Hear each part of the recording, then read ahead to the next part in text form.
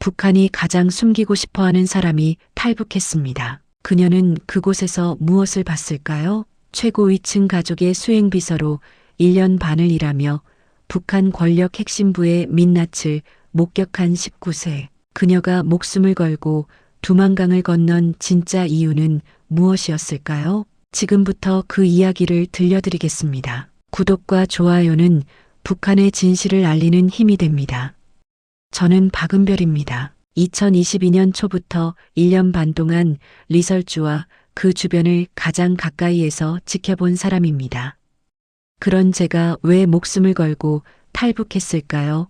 왜 자유의 땅에서 들린 웃음소리에 그토록 충격을 받았을까요? 모든 것은 2022년 봄부터 시작되었습니다. 저는 평양에서 태어났습니다. 아버지는 당 간부였고 어머니는 평양의학대학 교수였습니다. 다른 아이들이 배고파할 때 저는 중국산 과자를 먹었고 다른 집에 전기가 나갈 때 우리 집은 불이 켜져 있었습니다. 소위 특권층이었죠. 특권층이었지만 우리 집에는 웃음소리가 없었습니다. 아버지는 현관문을 3번씩 확인했고 학교에서는 친구들끼리도 서로를 감시했습니다. 2학년이 되던 해봄 2022년 3월이었습니다. 학교 조직부에서 저를 불렀습니다. 박은별 동무, 특별한 임무를 맡게 되었다. 최고위층 가족의 수행비서로 발탁되었다. 그 순간 제 심장이 멈춘 것 같았습니다. 주변 친구들은 축하한다고 했지만 저는 알고 있었습니다. 집에 돌아가 어머니에게 말했을 때 어머니의 얼굴은 하얗게 질렸습니다. 손은 파르르 떨리고 있었습니다. 그날 밤 어머니는 제 손을 꼭 잡고 말했습니다. 은별아, 이제부터는 내 인생이 내 것이 아니다. 그때는 그 말의 의미를 정확히 몰랐습니다. 며칠 후 조직부에서 다시 전화가 왔을 때 저는 알게 되었습니다. 3월 28일 오전 8시 특별교육기관으로 출발하라. 짐은 가져오지 마라. 모든 것이 준비되어 있다. 특별교육기관, 평양 외곽 어딘가에 있는 그곳의 정확한 위치는 지금도 모릅니다. 차창에는 검은 천이 쳐져 있었고 3시간을 달려 도착한 곳은 높은 담장으로 둘러싸인 건물이었습니다. 2022년 4월 1일 제 새로운 인생이 시작된 날입니다. 건물 입구에서 한 여성 간부가 저를 맞았습니다. 40대쯤 되어 보이는 그 사람의 눈빛은 차갑게 얼어붙어 있었습니다. 핸드폰, 그 사람이 손을 내밀었습니다. 가족에게 연락하고 싶으면 우리를 통해서만 가능하다. 편지도 마찬가지다. 모든 내용은 검열된다. 복도를 걸어가는데 뒤에서 발소리가 들렸습니다. 뒤돌아보니 한 남자가 3m 정도 떨어진 채 저를 따라오고 있었습니다. 보이부 요원이었습니다. 왜 저를 따라오나요? 제가 물었더니 안내하던 간부가 무표정하게 대답했습니다. 이제부터 너의 모든 행동은 기록된다. 화장실 갈 때까지도. 잠잘 때는요? 방에 카메라가 있다. 그날 밤 저는 배정받은 방에서 천장을 바라봤습니다. 어딘가에 카메라가 있다는 생각에 이불도 제대로 덮을 수 없었습니다. 3개월간 특별 교육을 받았습니다. 걷는 법, 웃는 법까지 규칙이 있었습니다. 프랑스 와인 따르는 법, 이탈리아 치즈 자르는 법, 북한 주민들이 굶주리는 시절에 우리는 외국 고급 음식 먹는 법을 배우고 있었습니다. 한 달쯤 지났을 때 교육생 중 한 명이 사라졌습니다. 20살 김동무라는 친구였는데 어느 날 아침 갑자기 보이지 않았습니다. 저녁 식사 시간에 조심스럽게 물었습니다. 김동무는 어디 갔나요? 간부가 차가운 눈으로 저를 쳐다봤습니다. 묻지 마라. 그리고 기억해라. 여기서 탈락한다는 건 내 인생이 끝난다는 뜻이다. 그날 밤부터 저는 잠을 제대로 잘 수 없었습니다. 꿈에서 자꾸 누군가에게 끌려가는 장면이 나왔습니다. 2022년 7월 15일 드디어 교육이 끝났습니다. 졸업식이라고 부르기도 민망한 그저 간부 한 명이 나와서 말했습니다. 이제부터 너희는 국가의 가장 소중한 비밀을 지키는 사람이다. 배신은 곧 죽음이다. 다음 날 저는 처음으로 실제 근무지에 배치되었습니다. 평양 중심부에 있는 특별관저.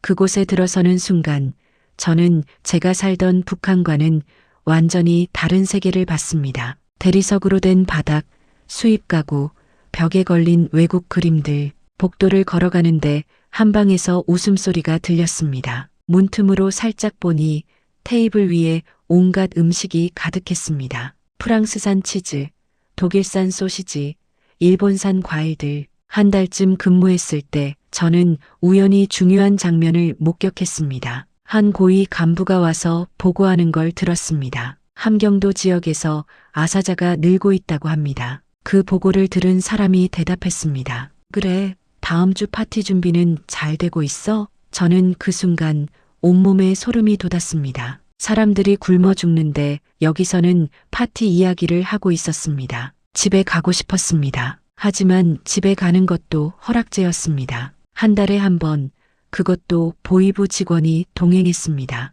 어느 날 집에 갔더니 어머니가 많이 야윈 모습이었습니다. 어머니, 많이 힘드시죠? 제가 물었더니 어머니는 고개를 저었습니다. 괜찮다. 너만 잘 있으면 된다. 하지만 어머니의 손은 예전보다 훨씬 거칠어져 있었습니다. 그날 밤 저는 제 방에서 베개를 물고 울었습니다. 보이부 직원이 바로 옆방에서 자고 있었기 때문에 소리내 울 수도 없었습니다. 2022년 가을이 되었습니다. 저는 이제 완전히 황금세장에 갇힌 새가 되어 있었습니다. 화려해 보이지만 철저히 감시받는 삶, 풍족해 보이지만 영혼은 갈수록 메말라가는 나날들. 하지만 진짜 지옥은 이제부터였습니다. 2023년 6월 12일 밤 11시, 저는 그날을 절대 잊을 수 없습니다. 당직 근무를 마치고 숙소로 돌아가려던 참이었습니다. 복도를 걷는데 갑자기 핸드폰이 울렸습니다. 검열을 거친 핸드폰이었지만 밤 11시에 전화가 오는 건 처음이었습니다. 언니였습니다. 평양 TV 아나운서인 언니의 목소리는 떨리고 있었습니다. 은별아, 지금 집에 올 수 있어? 아버지가. 언니의 말이 끝나기도 전에 전화가 끊겼습니다. 다시 걸었지만 받지 않았습니다. 다음 날 아침 긴급히 귀가 허락을 받았습니다. 물론 보이부 직원이 동행했습니다. 집에 도착했을 때 현관문 앞에 낯선 봉인이 붙어 있었습니다. 어머니는 거실 소파에 앉아 멍하니 벽을 바라보고 계셨습니다. 머리카락은 반쯤 풀어 헤쳐져 있었고 눈은 충혈되어 있었습니다. 어머니, 무슨 일이에요? 아버지는 어디 계세요? 어머니는 한참을 말없이 저를 바라보다가 작은 목소리로 말했습니다. 내 아버지가 교양 처분을 받았다. 사상 문제래. 직위도 다 빼앗겼어. 언니가 방에서 나왔습니다. 언니의 얼굴도 창백했습니다. 은별아, 너도 이제 조사 대상이 될 거야. 우리 가족 전체가 감시받고 있어. 저는 그날 북한에서 특권층이 얼마나 빠르게 추락하는지 똑똑히 봤습니다. 어제까지 당 간부였던 아버지가 하루 만에 반동분자 가족이 되어버렸습니다. 이웃들은 우리 집 앞을 지나갈 때 고개를 돌렸습니다. 어제까지 인사하던 사람들이 오늘은 우리를 모른 척했습니다. 아버지는 3일 뒤에 집으로 돌아왔습니다. 하지만 그분은 제가 알던 아버지가 아니었습니다. 등은 굽어 있었고 눈빛은 죽어 있었습니다. 머리카락 사이로 흰머리가 훨씬 많아져 있었습니다. 아버지는 저를 보더니 아무 말도 하지 않았습니다. 그냥 방으로 들어가 문을 닫았습니다. 그날 밤 저는 부엌에서 어머니와 언니가 나누는 대화를 들었습니다. 은별이를 어떻게 해야 할까요? 언니가 물었습니다. 빨리 보내야 해. 여기 있으면 끝이야. 어머니의 목소리에는 절망이 묻어 있었습니다. 다음 날 저는 다시 근무지로 복귀했습니다. 하지만 분위기가 달라져 있었습니다. 동료들이 저를 보는 눈빛이 달랐습니다. 복도에서 마주치면 고개를 숙이고 지나갔습니다. 점심시간에 혼자 식사를 하는데 한 선배가 다가와 작은 목소리로 말했습니다. 박동무, 조심해. 내 아버지 일로 보이부에서 내 뒷조사를 시작했다더라. 저는 그날 숟가락을 들 수가 없었습니다. 일주일 후 저는 또 다른 충격을 받았습니다. 우연히 복도에서 고위 간부들의 대화를 들었습니다. 박동문의 딸 수행비서 하던 애 있잖아. 조만간 내보내야 하지 않겠어? 가족 배경이 문제가 됐으니. 저는 그 자리에 얼어붙었습니다. 내보낸다는 건 단순히 해고가 아니었습니다. 한번 이 세계에 들어온 사람은 나갈 때는 두 가지 경우뿐이었습니다.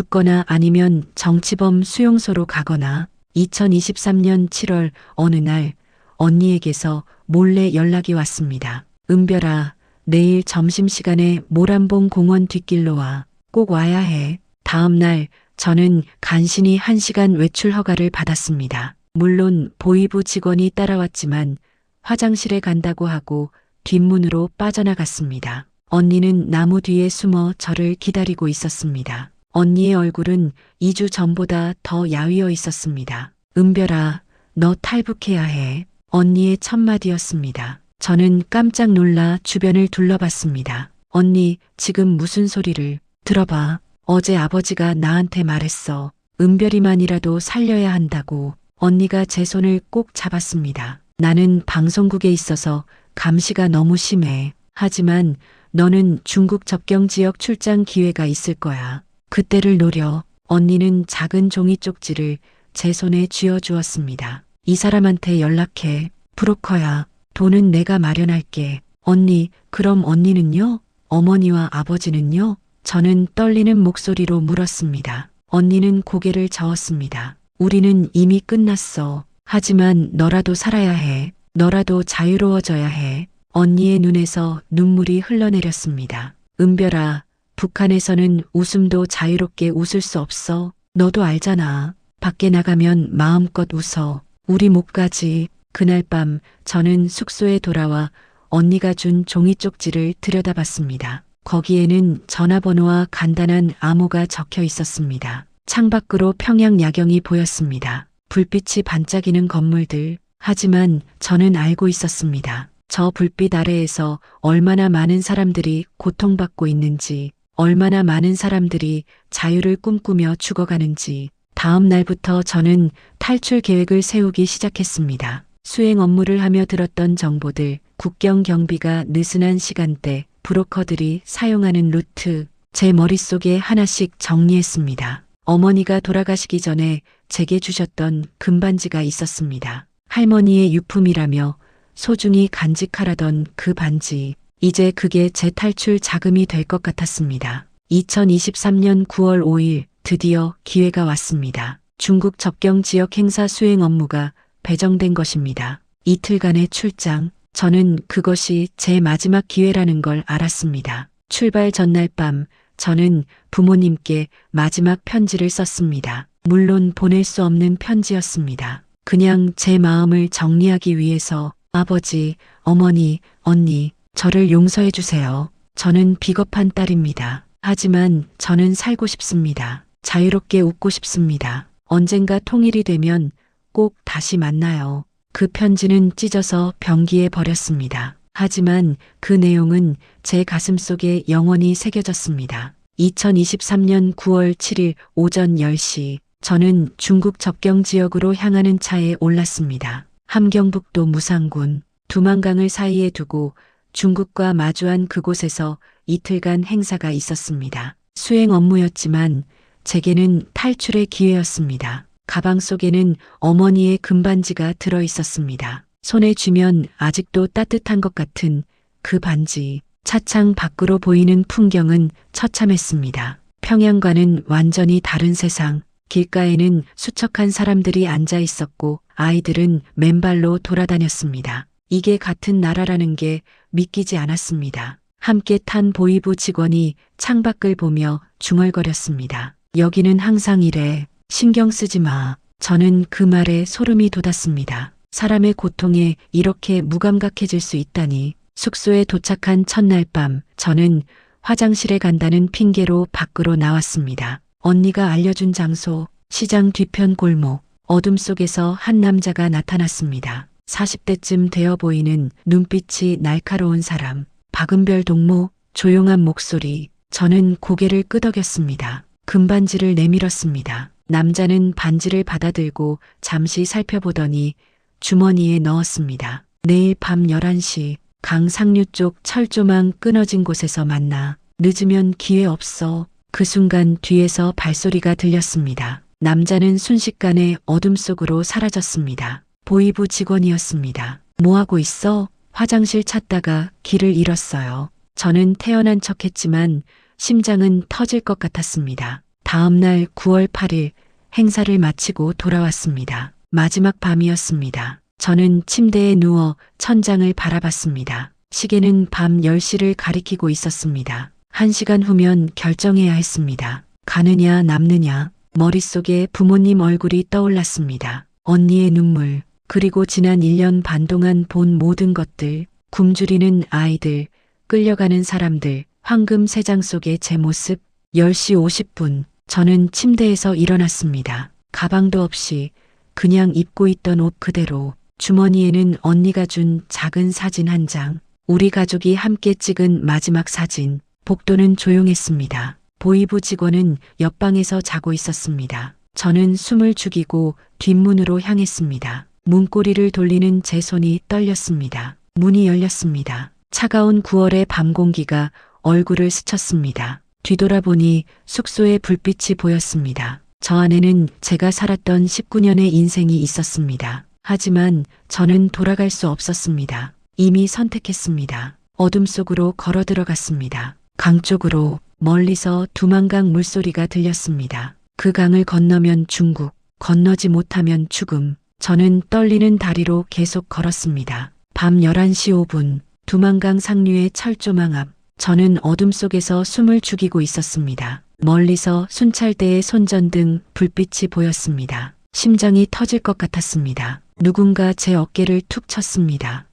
브로커였습니다. 5분 후 순찰대가 지나가면 10분의 시간이 있어. 그 안에 강을 건너야 해. 못 건너면 끝이야. 순찰대의 불빛이 점점 가까워졌습니다. 2명의 군인이 철조망을 따라 걸어가고 있었습니다. 그들이 지나가고 어둠이 내려앉았습니다. 지금 브로커의 속삭임, 철조망 밑에 구멍이 있었습니다. 저는 땅바닥에 엎드려 기어갔습니다. 철조망이 옷을 찢고 피부를 긁었지만 아픔을 느낄 겨를이 없었습니다. 철조망을 통과하자 강둑이 보였습니다. 9월의 두만강, 물은 차가웠고 유속은 빨랐습니다. 브로커가 작은 튜브 하나를 건넸습니다. 이거 잡고 건너. 소리 내지 마. 강 중간쯤에 바위가 있어. 거기서 한번 쉬어. 그리고 제 등을 떠밀었습니다. 물에 발을 담그는 순간 온몸이 얼어붙었습니다. 9월인데도 강물은 얼음장 같았습니다. 한 발 한 발 나아갔습니다. 물이 무릎까지,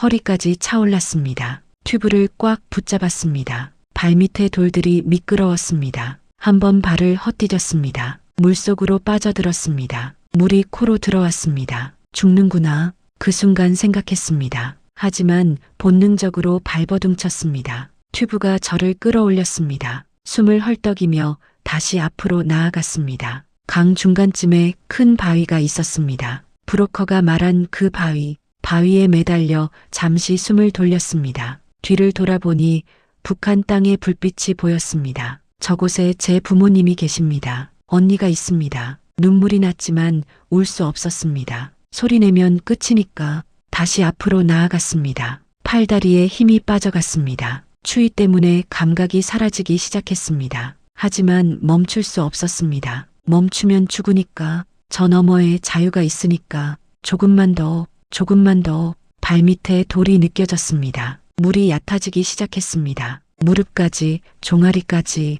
드디어 강둑에 닿았습니다. 온몸이 떨렸습니다. 추위 때문인지 두려움 때문인지 알 수 없었습니다. 제 발이 딛고 있는 이곳이 중국 땅. 저는 그 자리에 주저앉았습니다. 살았다. 저는 살았습니다. 하지만 기쁨보다는 죄책감이 먼저 밀려왔습니다. 저만 살았다는 죄책감, 부모님과 언니를 두고 왔다는 죄책감. 어둠 속에서 누군가 다가왔습니다. 조선족 할머니였습니다. 60대쯤 되어 보이는 그 할머니가 제게 담요를 덮어주었습니다. 에고 얼었구나. 어서 와. 따뜻한 사투리. 할머니의 손은 거칠었지만 따뜻했습니다. 저는 그제야 울음을 터뜨렸습니다. 할머니가 제 등을 토닥였습니다. 울어라. 살아서 다행이다. 울어라. 그날 밤 저는 할머니 집 작은 방에서 잠들었습니다. 아니, 잠든 게 아니라 기절한 것 같았습니다. 꿈속에서 계속 강을 건넜습니다. 계속 빠져들고 계속 헤엄쳤습니다. 깨어났을 때는 다음날 오후였습니다. 창밖으로 중국의 하늘이 보였습니다. 같은 하늘인데 왠지 달라 보였습니다. 중국에서 100일을 숨어 지냈습니다. 조선족 할머니와 선교사의 도움으로 가짜 신분증을 만들었고 12월 초 베이징 공항에서 태국행 비행기에 올랐습니다. 베이징 공항, 가슴이 터질 것 같았습니다. 보안 검색대를 통과할 때 다리가 후들거렸습니다. 여권을 내밀었습니다. 공안이 제 얼굴과 여권 사진을 번갈아 봤습니다. 심장이 멈춘 것 같았습니다. 공안이 여권을 돌려줬습니다. 가세요. 저는 비틀거리며 탑승구로 향했습니다. 비행기가 이륙했습니다. 창밖으로 중국 땅이 멀어졌습니다. 이제 돌아갈 수 없습니다. 북한도 중국도 앞으로만 갈 수 있습니다. 태국 방콕을 거쳐 인천으로 제 손은 계속 떨리고 있었습니다. 2023년 12월 17일 오후 4시 인천공항 입국장 비행기에서 내려 그 문을 통과한 순간을 저는 평생 잊지 못할 것입니다. 단 3초 만에 저는 그 자리에서 멈춰 섰습니다. 다리에 힘이 풀렸습니다. 19년간 살아오면서 한 번도 들어본 적 없는 소리, 사람들의 웃음소리였습니다. 공항 로비에 있는 사람들이 그냥 웃고 있었습니다. 큰 소리로 이야기하고 자유롭게 웃고 있었습니다. 아무도 주변을 살피지 않았습니다. 아무도 감시하지 않았습니다. 누가 듣고 있는지 걱정하지 않았습니다. 그냥 자유롭게 웃고 있었습니다. 국정원 직원이 다가왔습니다. 괜찮으세요? 어디 불편하신가요? 저는 떨리는 목소리로 대답했습니다.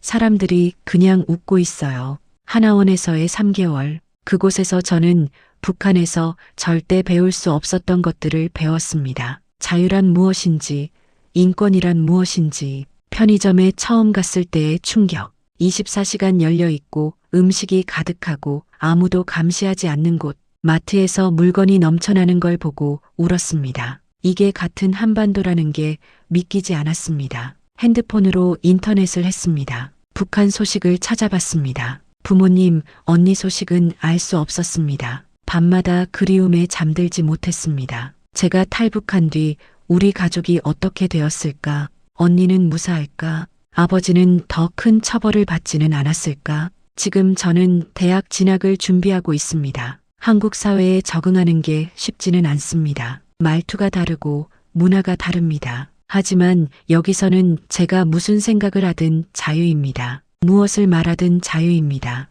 그게 얼마나 소중한 것인지 북한에서 살아본 사람만 압니다. 가끔 모란봉 공원이 그립습니다. 대동강변이 그립습니다. 어머니가 끓여주시던 된장찌개가 그립습니다. 언니와 함께 걷던 평양 거리가 그립습니다. 하지만 그곳으로는 돌아갈 수 없습니다. 돌아가면 죽으니까요. 북한에 계신 부모님, 언니께 이 말을 전하고 싶습니다. 저는 잘 살고 있어요. 매일 자유롭게 웃고 있어요. 아프지 마세요. 제가 건강하게 살게요. 언젠가 통일이 되면 꼭 다시 만나요. 그때는 우리 가족 모두 함께 마음껏 웃어요. 감시받지 않고 두려워하지 않고 그냥 자유롭게. 여러분, 자유는 공짜가 아닙니다. 북한에는 아직도 2천만 명이 넘는 우리 동포들이 자유 없이 살고 있습니다. 웃을 자유도 말할 자유도 꿈꿀 자유도 없이 언젠가 그들도 이 자유를 누릴 수 있는 날이 오기를, 우리 세대의 통일을 볼 수 있기를 간절히 기도합니다. 인천공항에서 들었던 그 웃음소리, 저는 그 소리를 절대 잊지 않을 것입니다. 그게 바로 자유의 소리였습니다.